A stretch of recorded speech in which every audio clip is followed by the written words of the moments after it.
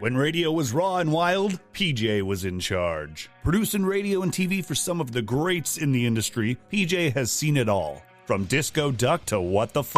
This is Streaming Legends with PJ. Yo, it's PJ, and on today's show, we're excited to have Lisa Stanley, not only my dear friend, but also the original Gossip Girl. You're going to find out all of her great stories, how she does them, where she does them, where she gets her information. She's got great stuff on Tom Cruise coming up for you. We unfortunately were interrupted in the middle of the episode by the untimely death of Betty White, and you'll see that unfold as it did at the moment. We were taping this on New Year's Eve, and it happened. So very sad news there. But then we continued with great stories about DoorDash, the DoorDash dump, we're calling it. I mean, unbelievable stuff for you. Lisa's from K-Earth 101, where she's been #1 for years and does a great job. So that's all happening right now. Lisa Stanley on Streaming Legends. Let's see.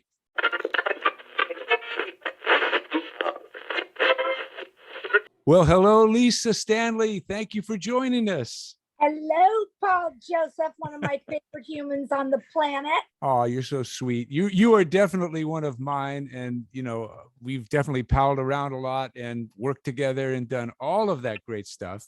But I could tell you that I repeat a line that you used. It's got to be blah, blah, blah years ago. Yeah. When we were in the Bahamas. Okay.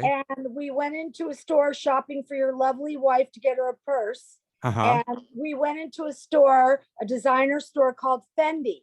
Right. And you loved one of these purses and you were going to get it. And you asked, of course, like anyone, how much is it?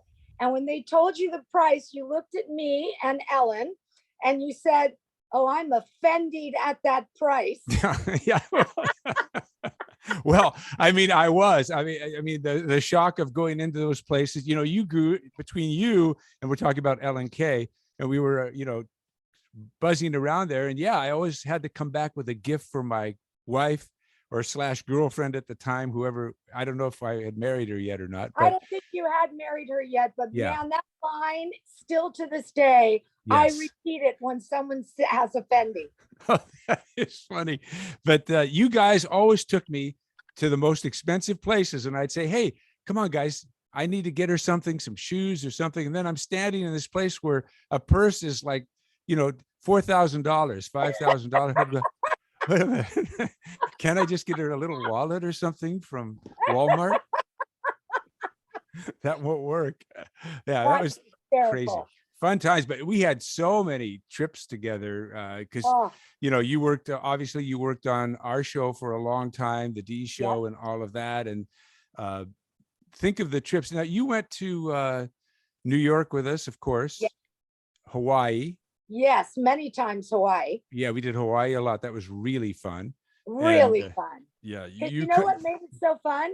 Is we had the whole day to ourselves because we recorded at night. That's right. Yeah, we would get up, go to the beach, do whatever, go shopping, all of that. And then I think about 7:30, 8 o'clock, we'd record the show. Exactly. Yeah, with a very tired, back at the home studio at KISS, Nick Vestudo, who was poor Nick trying to hold it together. The poor guy, we kept him up all night, you know. And I mean, we really, if you think about it, we've really had some really great times together. And like you said, we really have traveled a lot. We really have. And then all of our La Quinta trips, which are also really fun. The first of the year. I still have the best picture of you and June and me and Leo and Leo's now wife, right? They're married now, yes? Molly? Yeah, his girl Holly, you mean? Holly, no? I mean Holly, yes. Holly, yes. Well, yeah, and to put a little cap on that story, no, he hasn't popped the question yet, but I mean, how many years ago is that?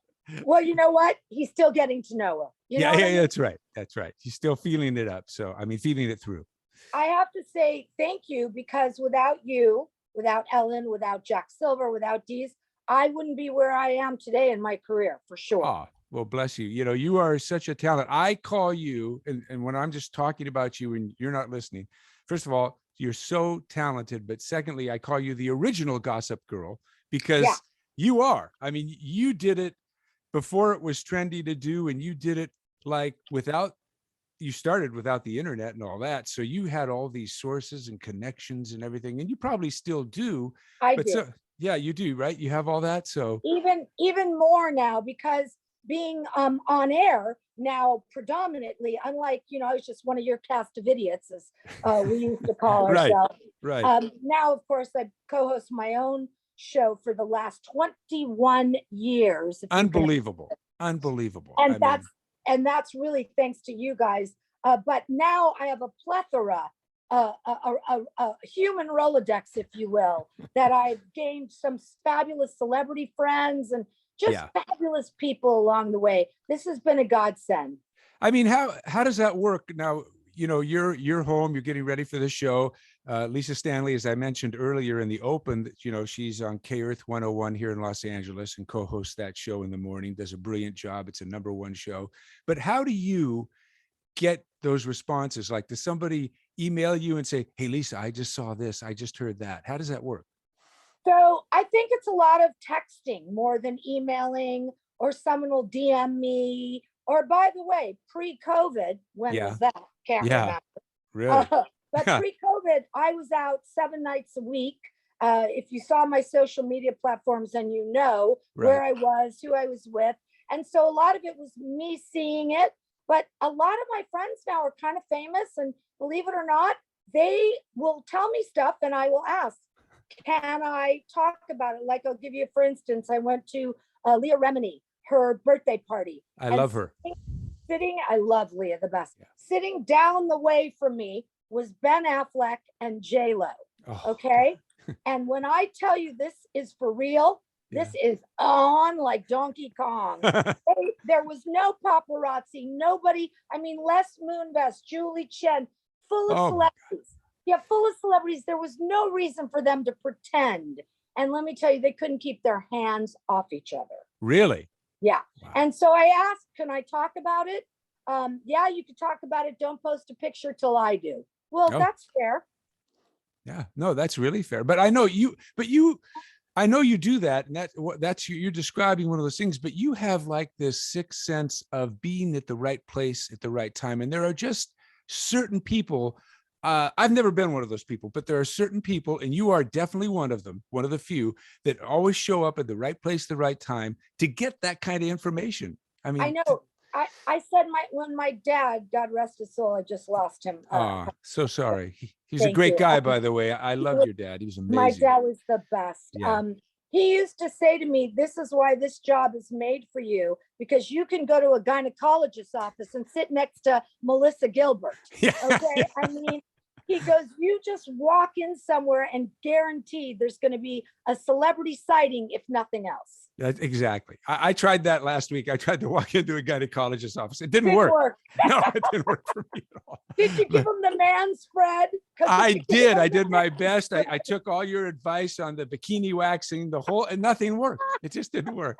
I mean, it's just not me. So I couldn't do it, But you're just one of those people. And so when you do that kind of stuff, has there ever been a time where, you got some real backlash, like somebody DM'd you or texted you or called you and said, Lisa, what are you doing talking about my personal stuff like that? Okay, so I have 2 great stories for you. The first one involves someone Roy Loughlin. Oh, yeah. Roy Loughlin, for 1 minute. I love Roy. God bless him. He's great. He's the best. Yeah. Roy Loughlin was our general manager at K Earth for a minute or 2. Okay. Yeah. I think 30 seconds. At least. Anyway, I went on the air. This is many years ago, and it was Christmas, and Tom Cruise had a movie coming out called Valkyrie. I remember that movie. I actually liked that movie. Oh, dear Lord. I was the one. So I went on the air and I did a story about all the critics hating it and how they just panned his accent, his German accent. Yeah. And they just really gave him a hard time. And at the end of my report, I said, well, I mean, let's face it, nothing says Christmas like, nothing says Christmas like a Nazi, or I don't know what I said, but I said something not okay. Definitely wouldn't have flown today's world. Right.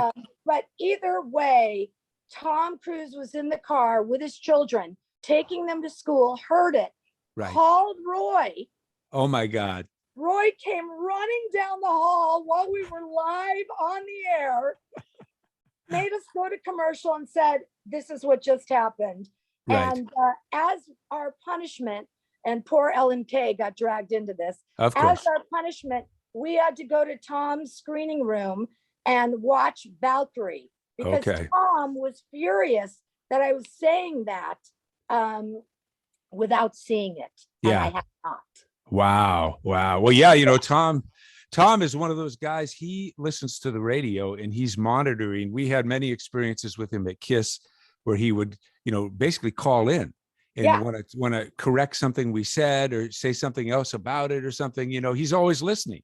Yeah, it was really surreal. And of course, we went and saw the movie, and the deal was I couldn't say anything back. I had to go on the air and be kind. That was what I was told. So the next day, I don't know how it happened, but I got laryngitis and I couldn't talk. Very smart move. Very smart move. You saved yourself on that one. You know, Yeah. what were you going to say? There's nothing you could say. You hated the movie. It was a The movie bomb was- movie. Right. It was a bomb. I mean, it was terrible. Yeah. What I can mean, say?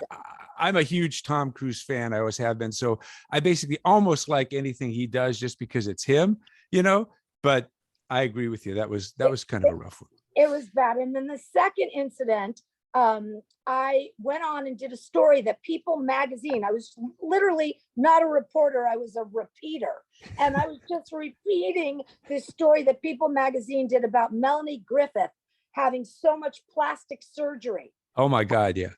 Again, she was in her car taking her kid to school. And this time Melanie called the 1-800 number. And she called in herself and blasted us. Oh my Repeating the God. story. How dare I repeat it without calling what happened, to checking the facts. And then by the end of the conversation, she admitted she hadn't had surgery, but she had fillers. I'm like, Okay. come on. Oh, come on. Come on. Yeah. So that I hope you got some of that on the air, the blasting, because that's All best. of it. She called in good. live. Oh, good. Perfect. Oh, she called in live. We did it all live. That's a ratings winner. I always Gold. say, I don't care what you say, just say it to me on the air. I mean, Exactly. with those types of people. Those are amazing stories. I had one with Kim Basinger, kind of similar, where that happened, where she was upset about something we said and she called in and her publicist called quickly and said, could she come on the air and correct all that, you know, and this and that. So we did it. It was great. You know, I mean, that kind of stuff. But yeah, they get angry. They're listening. So does that? What the Tom Cruise line was, well, here's what I said. Nothing says Christmas like Hitler. That's what I said. And that's when he got upset. Well, yeah, I mean, I think maybe if he thought back on that, he would have told him to hold the release date on that movie, but or not do it at all, one of the two. But you know, that didn't happen. So did you aside from that, you know, what is like a high point for you with someone where you didn't expect it, you talked to them and you just got some big push out of it, or something great happened because you mentioned somebody? Is there any story like that you have? Let's see. I'm pretty sure I do. Yeah. I'm pretty sure. Ask me the question one more time. I'm sorry, I'm a little distracted. No, that's okay. No, I was just saying. Something just came over the wire. Oh, see that? Look at you're hound dog on it right now, aren't you? You're ready to go. Yeah. Sorry. No, that's okay. No, I was just saying, I can tell you what it is. Tell me. Betty White just passed away. Oh no. Yeah. Oh no. I mean, not just the second, but. Oh, she was trying to reach 100. And she would have been 100 sometime soon, because we're already in January here. So. Oh, boy. I'm sorry. That's very sad. Very That's distracting. Very sad. The last of the Golden Girls. Yeah. Yeah. And what a trooper. I'll tell you a great story about Betty White. Okay. She stopped at this market here where I live in Brentwood called Vincenti Foods. Yes. And one time I ran into her in the milk aisle, and all she had in her cart was the biggest bottle of Grey Goose vodka you ever saw. And at God the bless her. time she was doing the TV show Hot in Cleveland. Uh-huh. And I asked her about the vodka and what she having a party. She said, yep, me and my vodka. That's my party. I said, well, that's how you live so long. And I asked her, I said, one of my friends is the biggest Betty White fan. He would die. Do you mind if we call him? Do you know? She said, let's dial him up. Here we were in the milk aisle and she dialed him up. And unfortunately for him, he wasn't home. Didn't answer, but she left a message. Oh, what a great story. What a great woman. I mean, she loved animals. She supported all the animal rights groups and everything, which I love. And she's just a great person, you know. Very, very sad day. Sad to hear that, you know. Yeah. That really. So back to your question, because I'm sure I have a story. Yeah, sure. No, I was just saying, you know, you've had so many times when people have reacted negative to what you say. Yeah. Give me a good story about someone reacting really positive, like saying, I can't believe I listened, I heard that. And I just want to thank you so much for saying that because it made my day and other people heard it and, you know, whatever, you know, something like that. I'll tell you, two big families in town, the Kardashians, you might've heard of them. Oh, I've kind of heard. I mean, maybe you keep up with them. I don't know. Either way, Kris Jenner a million times has thanked me for being nice, kind, and honest. And, you know, sometimes I got to say things that are not so nice and kind if they're factual. Right. Also, Kathy Hilton, who's one of my dear friends, you know, when the whole incident with Paris and the jail and just all that fiasco was going on, they called to thank me for being so kind and saying such nice things. And also, these celebrities, they want if the story's out there, they want the honest version. They don't really want the tabloid version. And I will do that. I will call them or email them and say, hey, is this so-and-so true, blah, blah. And they will tell me, and I will go and I will clear things up. See, that's nice. And I think that's because of where you have gotten to as a person, you know, and they respect what you do now versus you're not someone that's just out there throwing out one lines of people doing this and that, you know. I mean, you actually substantiate things and people trust you and know you're going to tell the truth, basically. I mean, that's the whole thing, right? You're going to tell the real story to these things. Well, listen, I started my career, as you know, working for the National Enquirer, where truth was, but here's what I will say. I was taught checkable facts. That's it. Checkable facts. And you can make 8 fire trucks into 10, but you can't say that there were a fire truck if none showed up. You know what I mean? It was checkable facts. And that's what brought me to you guys. Right. Because Dees was reading the gossip column in the Enquirer, some of the items on the air, and one of them I had written, and I had already embellished it. Yeah. And then he embellished it. Well, I called in to talk to you and Jack Silver, who was producing with you at the time. And one of you said, well, if you don't like the way he's doing it, come in and do it yourself. Right. Yeah, no. And, you know, Rick always said, you know, if you're stealing from him, you're stealing twice. So that was his motto because he was taking it from somebody else. So he also used to say plagiarism is the best form of flattery. Yes. Yeah, no, I've heard of those all. But going back to the Enquirer, that, you know, the one thing about the Enquirer is we all know what they do, that we all know they embellish, but they do seem to get their facts fairly ahead of everybody else and on point. I mean, most of their facts are on point and checkable facts. That's right. Checkable facts. Yeah. So how did you get that job? What were you doing? How did you get the job in the Enquirer? So like you mentioned earlier on in our little interview here, the fact that I'm always at the right place at the right time. See, here we go.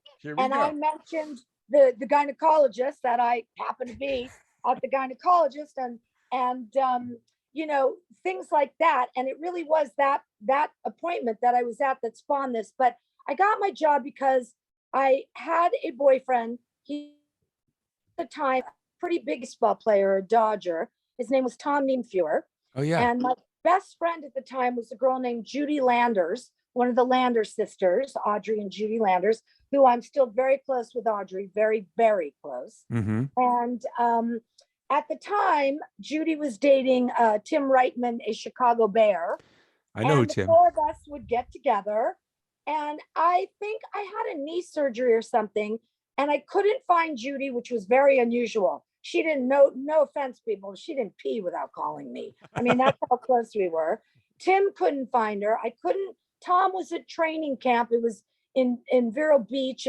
Anyway, long story short, those two were having an affair, Judy and Tom. I busted them. By the way, good news, they got married and they're still married almost 40 years later. And wow. So that was meant to be. But I was telling the story to, he's no longer with us, I don't think, a very big publicist who I was friendly with back in the day. And at dinner, and he said, this is a lot of celebrityism. We could sell this to the National Enquirer. I'm like, what's the National Enquirer? And then he hooked me up with this woman.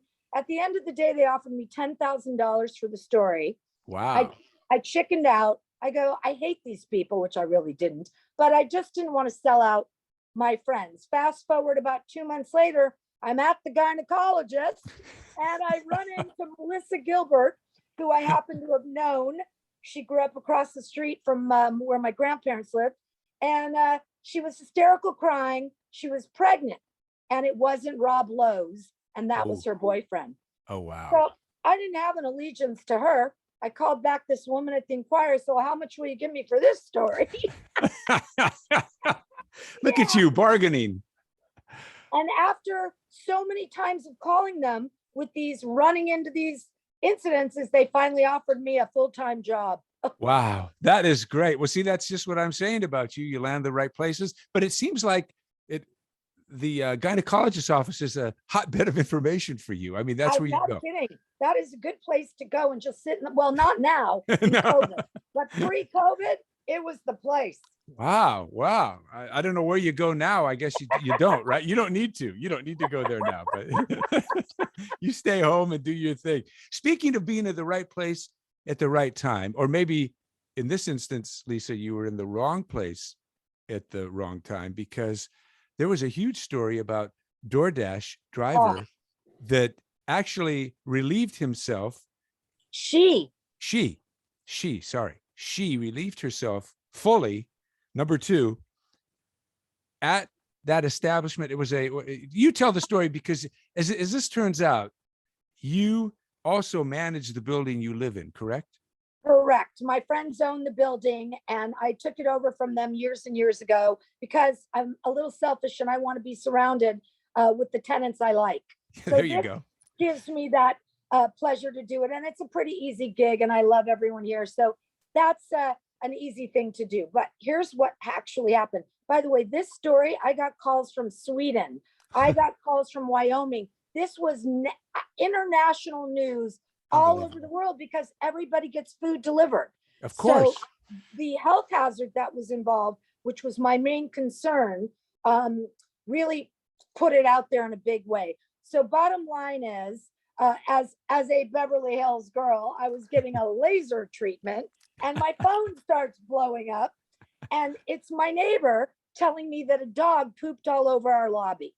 And I'm thinking, well, we only have a couple dogs. They're 4-pounders, and the amount of poop she's describing doesn't sound like this is out of their butt.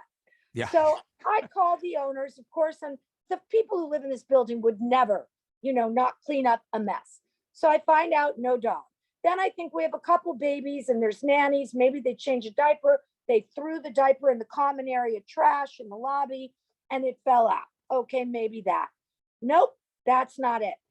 So now I can't understand what's going on, but one of the tenants who called me to alert me, she had a food delivery, but I didn't know this at the time. So we have surveillance, of course. Mm-hmm. So I say, I just don't want it to be a vagrant. You know what I mean? I don't want it to be a human.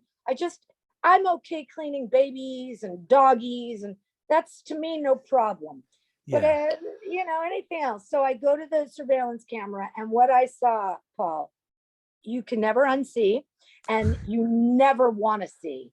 So now you have to describe for us. So you're in your apartment, and you've got the camera, and you're viewing it on your on your laptop. Oh, your phone. Okay. Yeah. So what exactly, Lisa, did you see when you turned on that tape?